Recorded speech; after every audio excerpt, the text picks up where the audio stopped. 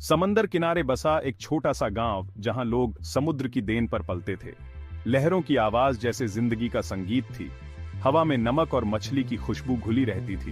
यहाँ के लोग सांवले और मजबूत, मेहनती थे। उनकी जिंदगी समुद्र से जुड़ी हुई थी। उनकी किस्मत लहरों के साथ ऊपर नीचे होती रहती थी। इसी गांव में रहते थे गगनप्रीत, एक अनुभवी मछुआरे, और उनका बेटा चंदू। पिताजी, हम हमेशा समंदर के दाहिने तरफ ही मछली क्यों पकड़ते हैं? गगनप्रीत, जिनके हाथ सख्त और आंखों पर धूप के निशान थे, अपनी शांत शक्ति और दृढ़ संकल्प के लिए जाने जाते थे। चंदू, एक होशियार और जिज्ञासु लड़का, अपने पिता की तरह समुद्र से प्यार करता था। मछली पकड़ने की यात्राओं पर उसके पिता के साथ उसकी हंसी लहरों में गूंजती रहती थी। गांव वाले अपनी आजीविका के लिए मछली पकड़ने पर निर्भर थे। वे अपने जाल दूर दूर तक फैलाते थे और अभ्यास के साथ अपनी पकड़ को खींचते थे। हालांकि एक अनकहा नियम था, वे केवल समुद्र के दाहिने तरफ ही मछली पकड़ते थे। बाईं तरफ, जो साएं और फुसफुसाहट में डूबी रहती थी, अछूती रहती थी। चंदू, जो बचपन की जिज्ञासा से भरा हुआ था, अक्सर उस निषिद्ध बाईं ओर के बारे में सोचता था। वह उसे दूर से देखता था। उसकी कल्पना समुद्री राक्षसों और डूबे हुए खजानों की कहानियों से भर जाती थी। मुझे आश्चर्य होता है कि दूसरी तरफ क्या राज छिपे हैं। एक दिन, अज्ञात के आकर्षण का विरोध करने में असमर्थ, उसने अपने पिता से किया वादा तोड़ दिया और निषिद्ध पक्ष की ओर चल पड़ा। जैसे ही चंदू की छोटी नाव पास आई, उसने देखा कि एक पुरानी जीर्ण शीर्ण नाव किनारे से थोड़ी दूर पर लंगर डाले हुए है। उसकी रीढ़ की हड्डी में सिहरन दौड़ गई जब उसने देखा कि साए से एक व्यक्ति निकल रहा है। यह एक आदमी था। उसका चेहरा घनी दाढ़ी से ढका हुआ था। उसकी आंखें एक ऐसी तेजी से चमक रही थीं कि चंदू अपनी नाव पर वापस भागा और जितनी तेजी से वह कर सकता था वहां से चला गया। हांफते और बेदम, चंदू ने अपने माता पिता को अपनी मुलाकात के बारे में बताया। डर से उसकी मां का चेहरा पीला पड़ गया और उसने उसे कसकर गले लगा लिया। अरे चंदू, तुमने वहाँ क्या देखा है? माँ, वो एक आदमी था। उस पुरानी नाव पर एक अजीब आदमी। गगनप्रीत ने ध्यान से सुना। उसके चेहरे पर गंभीरता थी।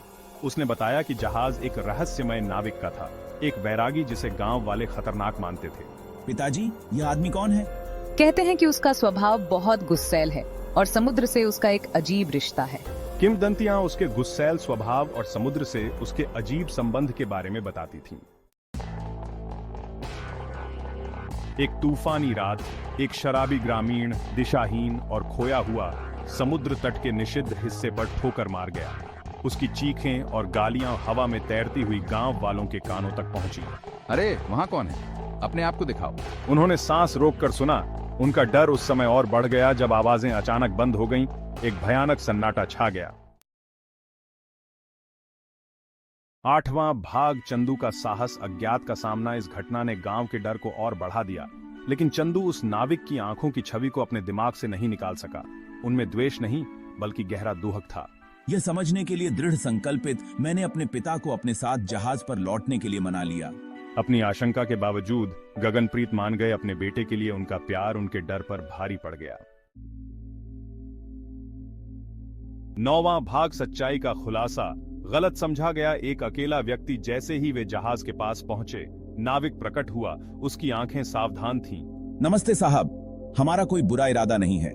लेकिन चंदू ने सम्मान से भरी अपनी जवान आवाज में उसका अभिवादन किया, जिसमें डर नहीं था। धीरे धीरे हिचकिचाते हुए वे बातें करने लगे। मैं खतरनाक नहीं हूं, बस बहुत अकेला हूं।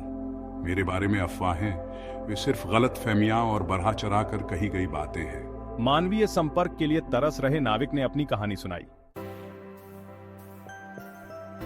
10वां भाग। बाधाओं को तोड़ना। समझ से डर को दूर भगाना। चंदू और गगनप्रीत गांव लौट आए। उनके दिल हल्के थे, उनके दिमाग खुले हुए थे। हम नाविक से मिले। वह खतरनाक नहीं है, बस अकेला है। हमें अपने डर से परे देखने की जरूरत है। उन्होंने नाविक की कहानी साझा की, ग्रामीणों से अपने डर से परे देखने का आग्रह किया। यह एक धीमी और कठिन प्रक्रिया थी, लेकिन धीरे धीरे पूर्वाग्रह की दीवारें टूटने लगीं। उनकी जगह सहानुभूति और समझने की इच्छा ने ले ली। 11वां भाग एक नई सुबह, एकता और समृद्धि। ग्रामीण डर से मुक्त अपने दिलों के साथ आखिरकार समुद्र के बाईं ओर जाने का साहस किया। उन्होंने मछली की बहुतायत की खोज की, उनके जाल भर गए, गांव समृद्ध हुआ। उनकी एकता और समझ ने उन्हें पहले से कहीं अधिक धन और खुशी दी।